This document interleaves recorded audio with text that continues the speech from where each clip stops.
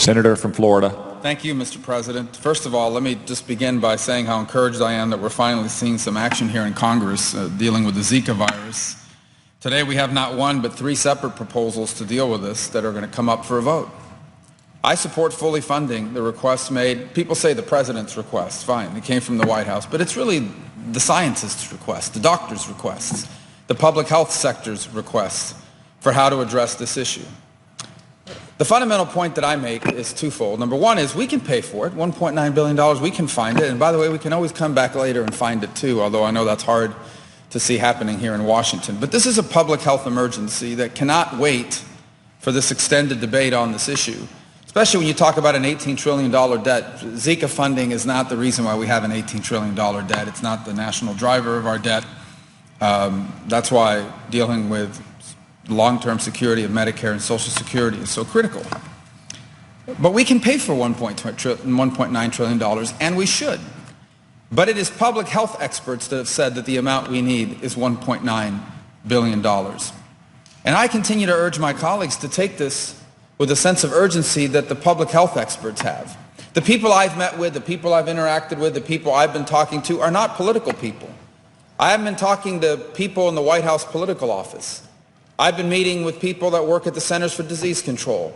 I've been meeting with people that work at the Florida Department of Health. I've been talking to Department of Health officials in Puerto Rico. I've been talking about doctors that are in the front line of dealing with microcephaly and what it means long-term for the children that have been impacted by it. That's who I've been talking to. And they've outlined the kinds of things we need to be doing, but more importantly, what they outline is so much we still don't know about Zika. For example, we don't know what the long-term consequences are of a mother who is infected with Zika while pregnant and the child is born without microcephaly. We don't know what happens in 6, 9 months, a year, 5 years down the road. But I do know that many medical experts believe there will be further manifestations of the disease's impact on the central nervous system in many of these children years after this debate in Congress is finished. I do know that Puerto Rico is being ravaged by this. Now, Puerto Rico is a territory of the United States. These are American citizens that have been infected with Zika. They don't have a senator from Puerto Rico, although I'm more than honored and grateful for the opportunity to speak on their behalf on these issues. But what people have to understand is, and this is not the right way to approach it, but even if your approach is, well, but it's Puerto Rico, it's not the mainland of the United States, well, then I invite you to go to the airport in Orlando or Miami and you can see the daily flights and the constant flow of people back and forth. Then we also look at the fact that the summer months are coming. This is a mosquito-borne infection, and we know that mosquito season is here and it is coming fast. We know that the Zika virus becomes more potent as temperatures get warmer. Well, guess what? It's about to get really warm, not just in Florida, but throughout the Gulf Coast states and throughout the country. We know that places like Brazil have been deeply impacted by the Zika virus. Well, guess what?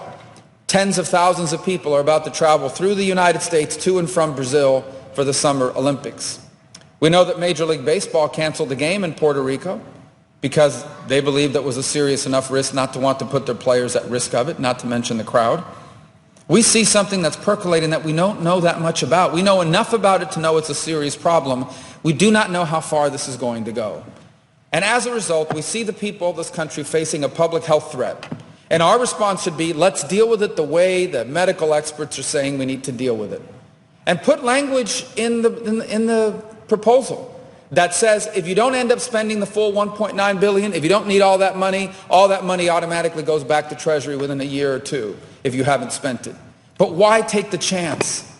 Why take the chance that at some point this summer we could have a significant and serious outbreak in the United States of America, and everybody here is going to be back in their home state doing their campaign stuff or whatever you're doing this summer, and you're going to have to come back here and either deal with it and explain to people why, when doctors and medical experts were warning us that this was a significant risk, we decided to lowball it.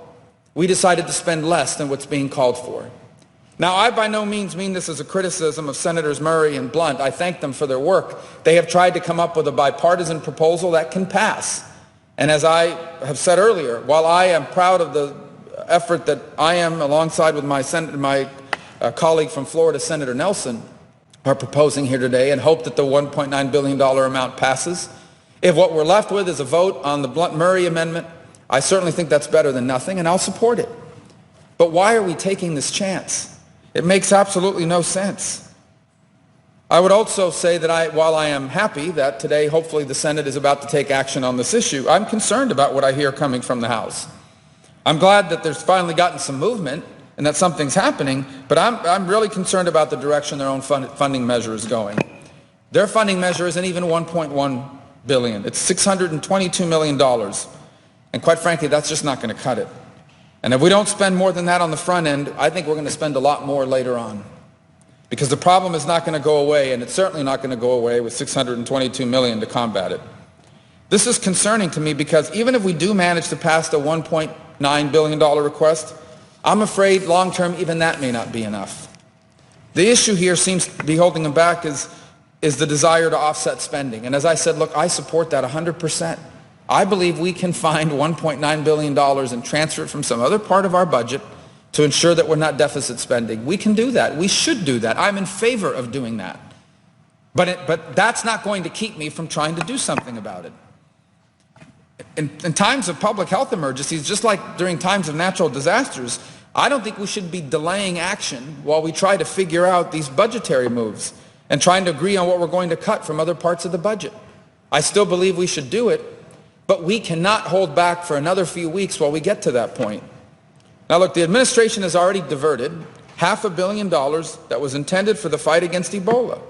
But the House would raid even more of the Ebola funds for the Zika response. Now it's easy to say, look, Ebola's not in the headlines anymore. We're not reading about it that much, so it must not be a problem. Ebola still exists. It's not polio. We haven't eradicated it from the United States or from the world. It's just not a percolating crisis right now. But nothing goes to say that this couldn't itself pop up again. And by the way, these sorts of pandemics are going to become more and more common as people now are able to travel and extensively travel all over the world. And we're at the crossroads of a lot of that travel.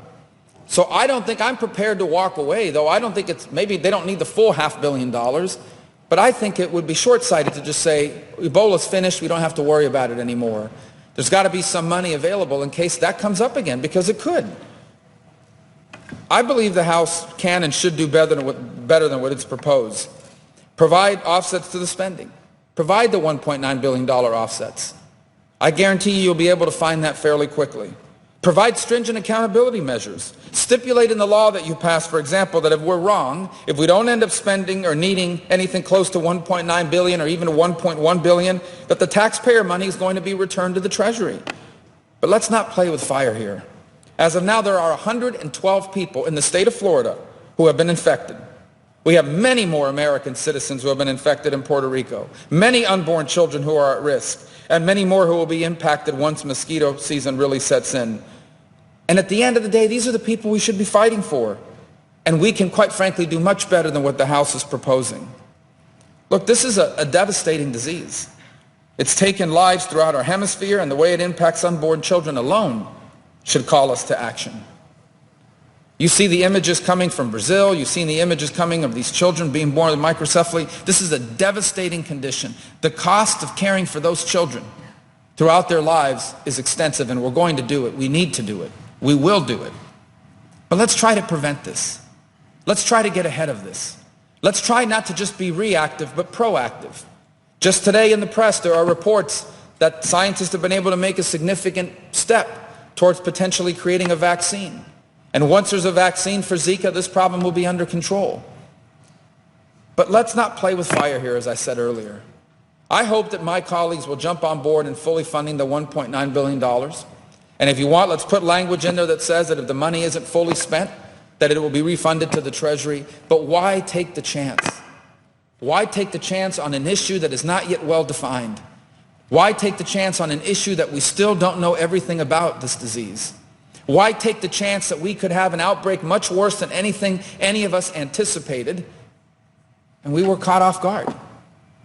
Why take the chance that you're going to have to go home in August and September and explain to millions of people across this country why are so many Americans now being infected by this, and you were lowballing our approach to it a few months ago? Why take the chance? Let's do this once. Let's get it right. Let's ensure that we're protecting our people. Let's deal with this now. Let's deal with this fully. This is our obligation, and I hope we'll embrace it here today. There is no reason why we should not fully fund this proposal and listen to the doctors and the healthcare experts that are asking us for this and build from there. And that's what I hope my colleagues will do here today in a few hours when we vote on these proposals that stand before us. Mr. President, with that, I suggest the absence of a quorum. The clerk will call the roll.